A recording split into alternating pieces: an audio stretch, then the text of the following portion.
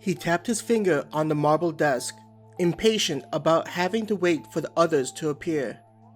"What is taking so long?" He yelled in frustration at his assistant. "They should be arriving at any moment, sir," the attendant responded, sounding like they were used to these outbursts. The man looked at the ring of magic mirrors that was set up in a horseshoe formation. Instead of seeing his reflections, each one appeared to reflect the image of a void. Sometimes, the man thought that something would come crawling out of those darn mirrors during the middle of the night as he slept. He often thought about shattering each one so he wouldn't have to see the image displayed. One by one, each of the mirrors showed a glowing red number. Each of the figures represented a member of the council. "Took you people long enough," the man hissed at the mirrors. "There is no need to be so snippy," 14, the voice with the number on it, remarked. "Well, some of us are busy people who do not have the luxury to wait for everyone to appear at the prearranged meeting." He emphasized the fact that there was a set time for them to meet. "Someone did not have their meal for the day?" A feminine voice giggled, sounding amused at his anger. "Let us just move on to the topic at hand, shall we?" A gruff voice asked the group. "Yes." 14. What is the status at your location? Are you successful at gathering talented individuals to join our cause? Number 1 asked. "We are seeing some success at recruiting students, though many of them are not promising when looking at their fighting abilities," Number 14 answered. "Sounds like things are not going as well as you make it sound like," the feminine voice mused, seeming to delight at his struggles. "Shut your mouth," the man yelled at the voice. "Calm down, 14. 9. You need to stop antagonizing him," a man's voice said, sounding exasperated. "I cannot help it. He makes it so easy, especially with his failures." 9 giggled. 9. Do you have anything to report on your side? 1 asked her, ignoring the usual spat between 14 and 9. Sounding smug, 9 responded, "Yes. The elves are nearing completion of their weapon. When the weapon is complete, they will be able to better defend themselves against the overflow." "I knew that we should have wiped them out when we had the chance," a woman snarled. "You know, as well as all of us, that it was not possible for us to do that," a different male voice answered.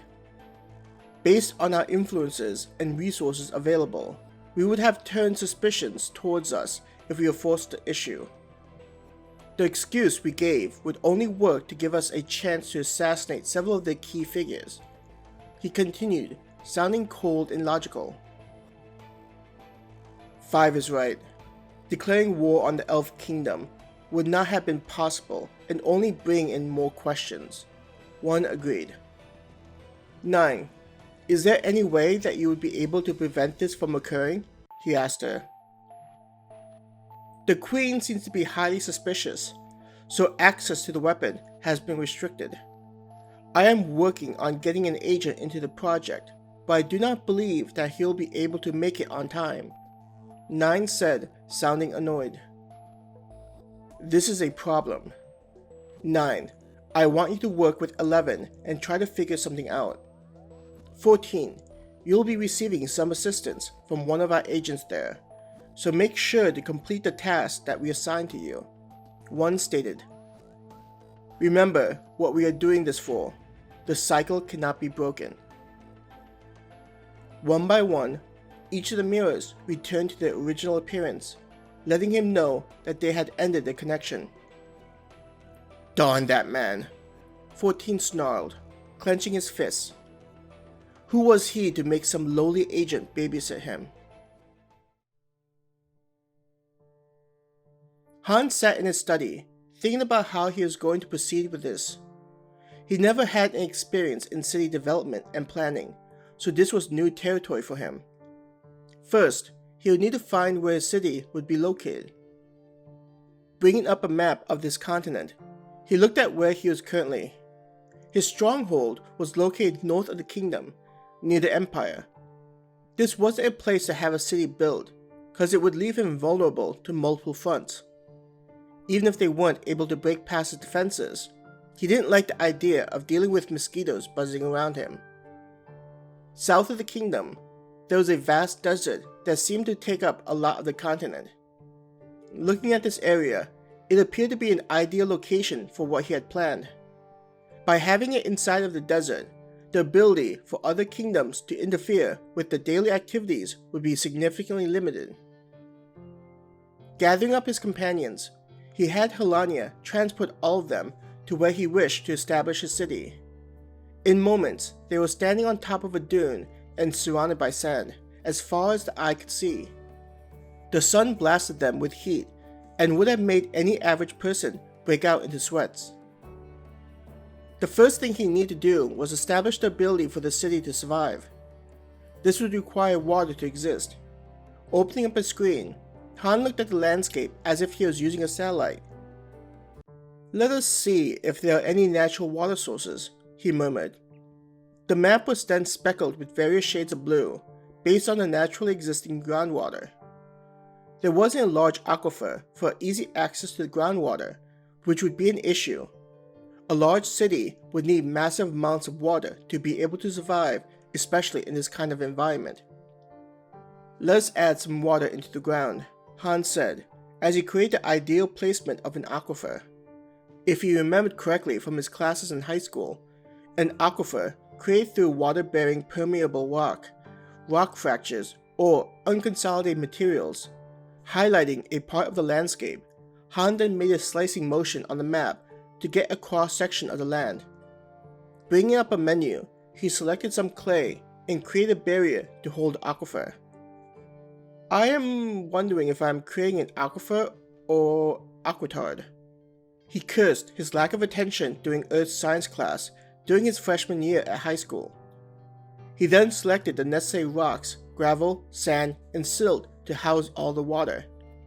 Then he began to fill in the area with fresh water. To make sure that this water source would be protected, Han added a cleansing element to the area. By doing this, even if they were to pour gallons and gallons of toxic chemicals, the water would still stay pure. Next, Han began to move all the sand in front of him to get to the hard ground. If there was one thing he learned was not building heavy items on the soft land. He remembered a famous airport in an eastern country that was steadily sinking because he didn't place the support beams deep enough. Once he reached the hardened soil, he put additional reinforcement into it. On top of the ground, he placed a giant slab of concrete on top. With some forward thinking, the concrete would have bacillus bacteria and calcium lactate inside of it, so if any cracks appeared and water leaked into the bacteria, would excrete limestone. The limestone would fill the gaps and the concrete would self-heal. In front of them was an ample space the size of a large modern city back on Earth. It was pretty impressive to see something like this in a fantasy setting. The best part was there didn't seem to be a city that rivaled his creation in this world. Those that immigrated to the city would be able to not feel crowded and help provide space for healthy population growth. The next thing was a strong wall. Having a wall was necessary to protect against the overflow and invaders. Since he had plenty of space to work with, he designed the walls to be 500 feet thick, with steel I-beams strategically placed for structural support. Making the walls this thick was slightly overkill, but he thought about ancient cities like Troy that was famous for their walls. Raising the wall, he stopped when it got to around 1,000 feet. He pictured these walls lasting as long as the ancient pyramids had, though in better condition. All around the wall, Han placed wards to protect against physical and magical damage. "Try destroying those walls," he yelled out happily, imagining armies crashing against the walls like the sea against a rocky shore.